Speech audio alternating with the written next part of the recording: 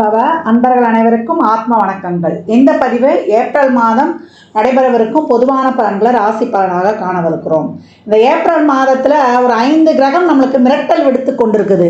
இந்த 5 கிரகங்கள் நமக்கு ஆட்டத்தை காட்டுமா, இல்லை அடித்து ஆடி களம் இறங்கணுமா, இல்லை அதிர்ஷ்டத்தை தருமா அப்படின்னு டைட்டில் வைக்கலாம். ஏன்னா அந்த அளவுக்கு இந்த 5 கிரக கூட்டணி கால சக்கரத்தின் 12ஆம் இடத்தில் அமர்ந்து சூரியன், சுக்கிரன், புதன், சனி, ராகு இந்த கூட்டணி 12 ராசிக்கு எப்படிப்பட்ட பலன்களை அளிக்க இருக்குதுன்னு பார்க்க இருக்கிறோம். இதில் புதன் இந்த மாதம் 3ஆம் தேதி வக்ர நிவர்த்தி அடைஞ்சிருவார். சுக்கிரன் இந்த மாதம் 13ஆம் தேதி வக்ர நிவர்த்தி அடைஞ்சிருவார். செவ்வாய் மாத ஆரம்பத்தில் அவர் மிதுனத்தில் இருப்பார். 2ஆம் தேதியே உடனே கடகத்தில் அமர்ந்து விடுகிறார். கேது ஆஸ் யூஷுவலாக நம்மளுக்கு கன்னியில் இருக்கிறார். சந்திரன் நமக்கு மேஷத்தில் உதயமாயிடுவார் பரணியுடைய சாரத்தில். சூரியன் இந்த மாதம் 13ஆம் தேதி மேஷத்துக்கு அமர்ந்துடுவார். குரு ரிஷபத்தில் அமர்ந்திருக்கிறார். இப்போ இந்த குரு சுக்கிரன் பரிவர்த்தனை அதுவும் ஸ்ட்ராங்காக நம்மளுக்கு பலனை கொடுக்க போகுது. இந்த காலகட்டம் சூரியன் ஆத்மகாரகன் ஆன்மகாரகன் இந்த மாத பிற்பகுதியில் ஸ்தான பலம் அடைகிறார், உச்சநிலை அடைகிறார். நீ கவலைப்படாதப்பா, உன்னை நான் பார்த்துக்கிறேன்ப்பா, உனக்கு ஒன்றுன்னா ஓடியாந்துடுறேன்ப்பா அப்படின்னு நம்ம சொல்லிட்டனாலே அங்கே சூரியன் சிறப்பாக ஆக்டிவேட் ஆகிடும். ஆண் பெண் இருவருக்குமே, குறிப்பாக ஆணுக்கு சூரியன் பலமாக இருக்கணும். யார் எழுந்து நிற்கணுனாலுமே சூரியன் பலமாக இருக்கணும். உடலில் உள்ள அனைத்து எலும்புகளுக்கும் காரகன் சூரியன். அதனால் அந்த ஆன்ம காரகன் பலமாக இருக்கணும்னா அடுத்தவங்களுக்கு தைரியம் கொடுத்துட்டாலே போதும், இயல்பாக சூரியன் ஆக்டிவேஷன் ஆகிடுவார். இந்த கோள்களின் கோச்சார நிலையாலும் இந்த 5 கிரக கூட்டணி என்ன மாதிரியான செயல்பாடுகளை இந்த 12 ராசிக்கும் தரவிருக்குது என்பதை பார்க்க இருக்கிறோம். பதிவினை முழுமையாக கேளுங்க, ஸ்கிப் பண்ணாதீங்க. இதில் சொல்லியிருக்கிற எளிமையான வழிபாடுகள், வாழ்வியல் செயல்பாடுகளை பின்பற்றி உங்கள் வாழ்வை வளமாக்கி கொள்ளுங்கள். கன்னி ராசி, கன்னி லக்னத்திற்கான பலன்களை காணவிருக்கிறோம். இந்த ஏப்ரல் மாதம் கன்னிக்கு மிக ஏற்றமான மாதம் அப்படின்னு சொல்லலாம். என்னம்மா எங்களுக்கு இப்படி சொல்லிட்டீங்க, நிறைய பயந்துகிட்டு இருக்கிறோம், கண்டக சனி வரப்போகுது அப்படின்னு சொல்லிட்டு. கண்டக சனி என்ன பண்ண போகுது அப்படின்னு பார்த்தீங்கன்னா, உங்களுடைய உடல் ஆரோக்கியத்தில் கூடுதல் கவனம் தேவை. அது மட்டும்தான் நீங்கள் பார்த்துக்கணும். மற்றபடி வேலை நல்லா இருக்கும். இது வரைக்கும் தொழிலில் ஒரு சில நல்ல மாற்றங்களை எதிர்பார்க்குறோம் அப்படின்றவங்களுக்குலாம் நல்ல மாற்றங்கள் ஏற்படும். ஒரு நல்ல ஒரு பொசிஷனு, ஒரு நல்ல ஒரு பதவி உயர்வு, ஊதிய உயர்வுடன் கூடிய உத்தியோக உயர்வு மிக அருமையாக இருக்குது, மிகச்சிறப்பாக இருக்குது அப்படின்னு சொல்லலாம். இப்போ ஒரு ஊதிய உயர்வுடன் ஒரு உத்தியோக உயர்வு கிடைக்கும் போது என்ன ஆகும்? 2 பாயிண்ட் நடக்கும். ஒன்று, வேலை பளு அதிகமாக இருக்கும் ஹையர் பொசிஷன் போகும்போது. இல்லை அந்த பணி ஒரு வெளியிடங்களுக்கு மாற்றப்படும். ஒரு சிலருக்கு விருப்பப்பட்ட இடத்துலயே டிரான்ஸ்ஃபர் கிடைச்சிருச்சு அப்படின்னு சொல்லக்கூடிய வாய்ப்பும் இருக்கு. அம்மா மாற்றம் கிடைச்சாலும் பரவாயில்ல, ரொம்ப நல்லா இருக்கு. இல்லைங்க மாற்றம் கிடைச்சாலும் பரவாயில்ல, எனக்கு வேலை கிடைச்சதே அதுவே ஒரு சந்தோஷமா இருக்குது, ரொம்ப நாளா முயற்சி பண்ணி கொண்டிருக்கிறோம் அப்படின்றவங்க. அந்த நடக்கக்கூடிய மாற்றங்கள் நல்ல மாற்றங்களா இல்லை தேவையில்லாத மாற்றங்களா? நல்ல மாற்றங்களே. இந்த மாதம் உங்களை தொழிலை சார்ந்து, உங்கள் பிரச்சனைகள் சார்ந்து உங்களுக்கு இருக்கக்கூடிய நீண்ட நாள் யோசனை, அது மண்டையில என்ன யோசனை தான் இருக்கும்னு தெரியல, யோசனை அந்த யோசனைகளுக்கெல்லாம் ஒரு நல்ல ஒரு சிறப்பான விடை கிடைக்கக்கூடிய காலம் அப்படின்னு சொல்லலாம். அனைத்து விதமான பிரச்சனைகளுக்கும் உங்களுக்கு ஒரு மிகச் சிறப்பான தீர்வு கிடைக்கும். இல்லை யாராவது திடீர்னு உங்க வாழ்க்கைக்கு ஒரு விளக்கேற்றுவார்கள் சொல்லலாம். நிறைய நாளாக நீண்ட நாளாக ஒரு குழப்பம் இருந்துகிட்டு இருக்கோம். நம்ம கெரியரை எப்படி எடுத்துகிட்டு போகிறது, நம்மளுடைய வாழ்க்கையை எப்படி எடுத்துகிட்டு போகிறது, நம்ம கெரியர் நல்லா அமையுமா, இல்லை நம்மளுக்கு வர்ற லைஃப் பார்ட்னர் நல்லா அமையுமா, இல்லை நம்ம ஆரோக்கியம் சரியில்லாமல் இருந்தால் இது நல்லா ஆகிடுமா, இல்லை நம்ம இப்படியே இருக்குது நம்ம வாழ்க்கை தரம் இது மேலே உயருமா, இப்படின்னு பலதரப்பட்ட கேள்விகளும் யோசனைகளும் இந்த கன்னிக்கு இருந்து கொண்டே இருக்குது. நிகழ்காலத்தை விட்டு எதிர்காலத்தை நாங்கள் நோக்கி கொண்டிருக்கிறோம் அப்படின்னு சொல்லக்கூடியவர்கள் அப்படின்னு சொல்லலாம். அந்த எதிர்கால சிந்தனைகளுக்கு எல்லாமே கூட இப்போ விடை கிடைச்சிடும். கவலைப்படாதீங்க, உங்களுக்கு இனிமே இந்த காலகட்டம் வருட தசா புத்தி இருக்குது, உங்களுக்கு நல்லா இருக்க போகுது அப்படின்னு நீங்க கனிவான வார்த்தையில கேட்கக்கூடியவங்க. அதுதான் நான் சொல்லுவேன் எப்பவுமே. உங்களுக்கு வருடத்துக்கு ஒரு முறையோ இல்லை இந்த கிரகங்கள் பயிற்சி ஆகும் பொழுதோ உங்களுக்கு ஏதாவது ஒரு டவுட்னா உங்களுடைய கோச்சார கிரகங்களுக்கு ஏற்ற மாதிரி உங்க பிறப்பு ஜாதகம் எப்படி இருக்குதுன்னு பார்த்துக்கோங்க. பிறப்பு ஜாதகத்துல என்ன இருக்குதோ அதுதான் கோச்சாரத்தில் உங்களுக்கு சொல்ல போகுது. இப்ப நான் சொல்லக்கூடிய பலன்கள்லாம் உங்களுக்கு ஒரு 30% புரிந்து வந்தாலும் அது பெரிய இறைவனின் அனுகிரகம் அப்படின்னு எடுத்துக்கலாம். இந்த காலகட்டம் வந்து கன்னிக்கு மிக சிறப்பான பலன்கள் அப்படின்னு வந்து சொல்லியாச்சு. 7ல் இருக்கக்கூடிய இந்த 5 கிரக கூட்டணி அம்சமான பலன்களை உங்களுக்கு தரும். தொழிலை சார்ந்து நீங்க எடுக்கக்கூடிய அனைத்து விதமான முயற்சிகளை, ஒரு இன்டர்வியூ ஆன்லைனா இருந்தாலும் சரி, நீங்க வந்து ஒரு நேரடியாக அட்டன் பண்ணக்கூடியதாக இருந்தாலும் சரி, எல்லாமே ரொம்ப சிறப்பாக இருக்கும். மாணவர்களுக்கு இந்த காலகட்டம் நல்ல படிப்பு, ஹாஸ்டலில் தங்கக்கூடியது, ஒரு வெளிநாட்டு படிப்பு, இதெல்லாம் ரொம்ப அருமையாக இருக்கும். எதிர்பாராத பல திருப்பங்கள் இப்போ வாழ்க்கையில ஏற்படும் அப்படின்னு வந்து சொல்லலாம். 3-8 கூடியவர், பிரச்சனை கொடுக்கக்கூடியவர் லாபஸ்தானத்துல உட்கார்ந்துட்டாரு. அப்ப இது வரைக்கும் பூர்வீகத்துல பங்காளிகளுக்குள்ள இருந்த சண்டை சச்சரவுகள்லாம் நீங்கும். வெளிநாட்டு வேலை வாய்ப்புக்காக ரொம்ப காத்துட்டு இருக்கோம், இல்ல வெளிநாட்டுல வந்து எங்களுடைய வாழ்வின் தரம் உயருமா அப்படின்னு கேட்டவங்களுக்குலாம் இப்போ ரொம்ப அருமையாகவே இருக்கும் அப்படின்னு வந்து சொல்லலாம். என்னன்னே சொல்ல தெரியலமா, மனசுல ஒரு மாதிரி ஒரு ஸ்ட்ரெஸ்ஸாவே இருக்குது அப்படின்னு சொன்னவங்களுக்கு எல்லாம் நிறைய மெடிடேஷன், யோகா. ஏன்னா இந்த 7ஆம் இடத்திற்கு வரக்கூடிய சனி எது நடந்தாலுமே ஒரு சந்தேகம், ஒரு கேள்வி கணைகளை தொடுத்து கொண்டே இருப்பார். சனி வந்து 2 வேலையுமே செய்வார். அவரை மாதிரி நல்லவரும் இல்லை, அவரை மாதிரி குழப்பக்கூடியவரும் இல்லை. ஏன்னா இது ஆழ்கடல், மீனம் என்பது ஆழ்கடல்.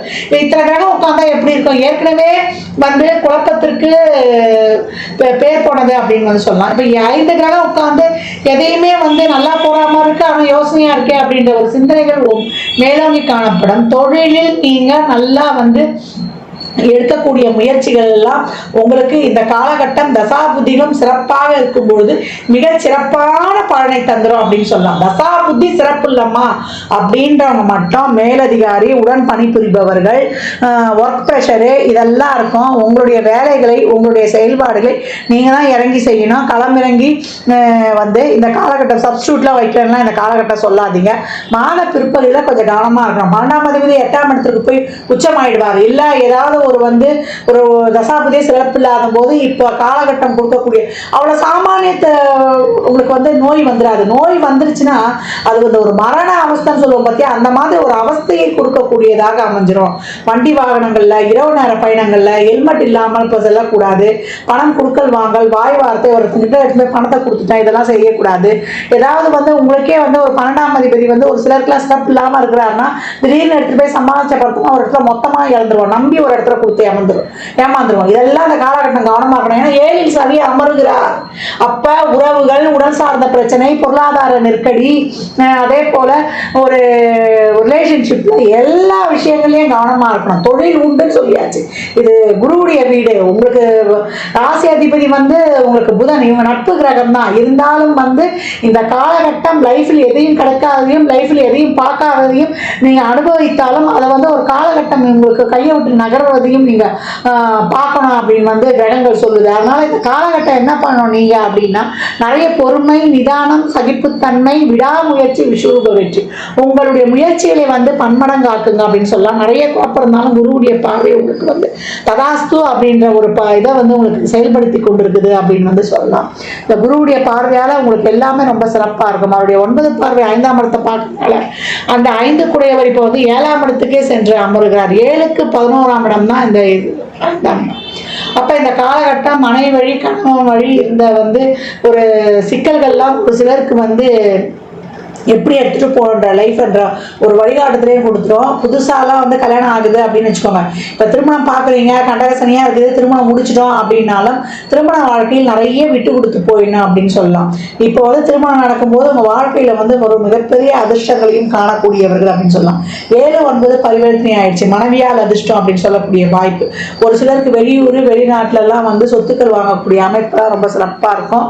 உங்களுடைய எப்பவுமே வந்து கணக்கு போட்டு வாழ்கிறவங்க அப்படின்னு வந்து சொல்லலாம். இந்த பண்றோம், இதனால நமக்கு என்ன ஒரு ஆதாயம் என்று சிந்திக்கக்கூடியது அப்படின்னு சொல்லலாம். உங்களுடைய ஆர்கியூமெண்ட்டை தவிர்த்தால் மட்டும், இந்த பர்ஃபெக்ஷனை தவிர்த்தால் மட்டும் நீங்க வாழ்க்கையில வந்து ரொம்ப சிறப்பா இருந்துடலாம். ஏன்னா இப்ப ஆர்கியூமெண்ட்டை மட்டும் தவிர்த்துருங்க. மாத பிற்பகுதியிலையும் சரி, முற்பகுதியும் சரி, சுக்கிரன் மகரத்தை நிவர்த்தி ஆகிட்டா கூட 12ஆம் அதிபதி 8ல் உச்சமாகிறது ஒரு சில நன்மைகளையும் தரும் உங்களுக்கு. ஏன்னா அது வந்து விபரீத ராஜயோகம்னு சொல்ற அந்த கான்செப்டுக்கு நம்ம எடுத்துட்டு போயிடலாம்னு வச்சுக்கோங்களேன். இந்த காலகட்டம் எதுவாக இருந்தாலுமே அனைத்து விஷயங்களிலும் கொஞ்சம் கவனம் தேவை. இப்போ அரசுத்துறை சம்பந்தப்பட்ட விஷயங்களை நாங்கள் வந்து இருக்கிறவங்க, ஒரு கவர்மெண்ட்ல வேலை செஞ்சுக்கிட்டு இருக்கிறோம் அப்படின்றவங்களாம் இந்த காலகட்டம் ரொம்ப கவனமாக இருக்கிறோம். எல்லா ஒரு மேலதிகாரி கிட்ட எந்த ஒரு விஷயங்களும் வெளியில ஒரு அரசாங்கத்துறை அதிகாரிகிட்ட ஒரு அரசுத்துறை சம்பந்தப்பட்ட வரி கட்டுற விஷயங்கள்லாம் ஒழுங்காக கட்டிடுங்க.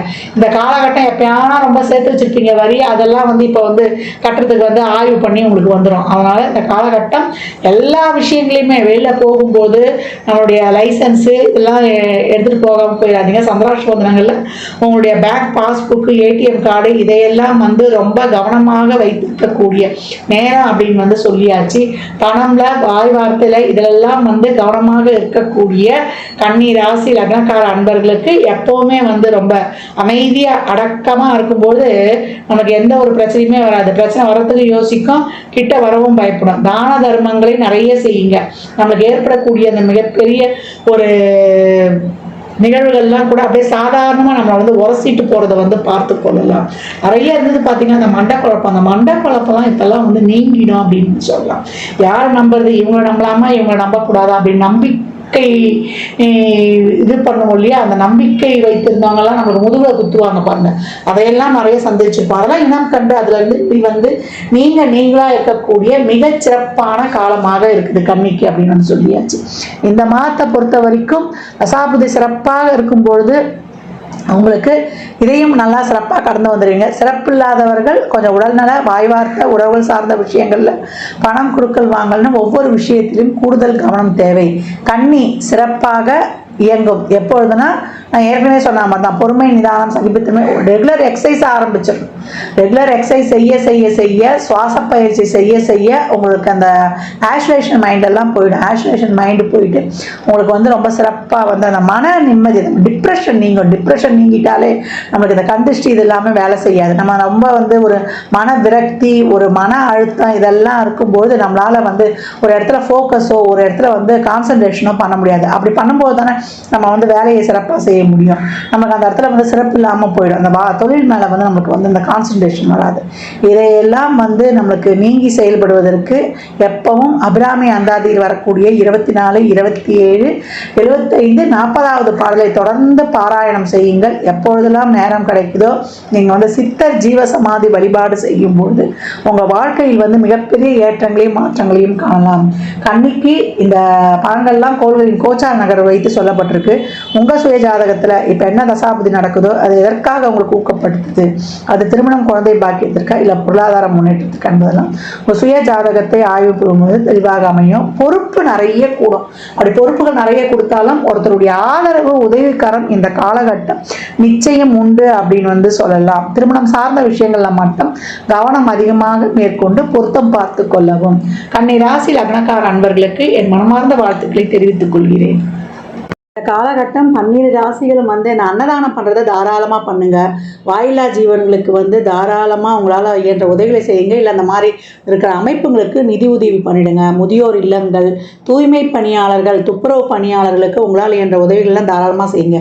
ஏன்னா சனி இருக்கக்கூடிய இடம் 12ஆம் இடம். எவ்வளோக்கு எவ்வளோ நீங்கள் தான தர்மங்கள்லாம் பண்ணுறீங்களோ தேவையில்லாத விரயங்கள், நம்ம மனசு கஷ்டப்படுற மாதிரி ஒரு ஹாஸ்பிட்டல் செலவெல்லாம் ரொம்ப குறையும், அனாவசிய செலவு குறையும். இந்த மாதிரி நல்ல காரியங்கள்லாம் செய்யும்பொழுது நம்மளுக்கு சந்தோஷமாக செலவு பண்ணிடலாம். அதே போல் நல்லெண்ணெய், தேங்காய் எண்ணெய், வேப்பெண்ணெய், இழுப்பெண்ணெய், நெய், விளக்கெண்ணெய் போட்டு அந்த 6 தீபம் எழுத்து சொல்லியிருப்பேன் இல்லையா, அதை எப்போல்லாம் டைம் கிடைக்குதோ நம்ம வாசலே ஏற்றலாம். ஷட்கோண தீபம் வாசலே ஏற்றலாம், நடுவில் நெய் தீபமும் ஏற்றலாம், இல்லை முருகர் படம் இருந்தாலும் வைக்கலாம். இந்த மாதிரி ஏற்றி வழிபடும்பொழுது உங்களுடைய அனைத்து விதமான பிரச்சனையும் தீரும். இந்த வேப்பெண்ணெய்லாம் ஊற்றி எழுதும்போது வாசல் எடுத்துங்க. வீட்டில் எடுத்தும்போது 1 சொட்டு 2 சொட்டு அந்த காமாட்சி அம்மன் விளக்குலையே கூட நீங்கள் ஊற்றிடும்போது ரொம்ப சிறப்பாக இருக்கும். கோயிலில் நிறைய உதிரியாக எலுமிச்சம்பழத்தை வாங்கி கொடுங்க. வெற்றிக்கனி 33 எலுமிச்சம்பழம் குலதெய்வ கோயிலில் ஒரு மஞ்சத்தூள், ஒரு குங்குமம் பாக்கெட்டோட தாராளமாக கொடுத்து வரும்பொழுது உங்களுக்கு மிக சிறப்பான பலன்களை காணலாம் அப்படின்னு வந்து சொல்லியாச்சு. அதே போல் இந்த காலகட்டம் வந்து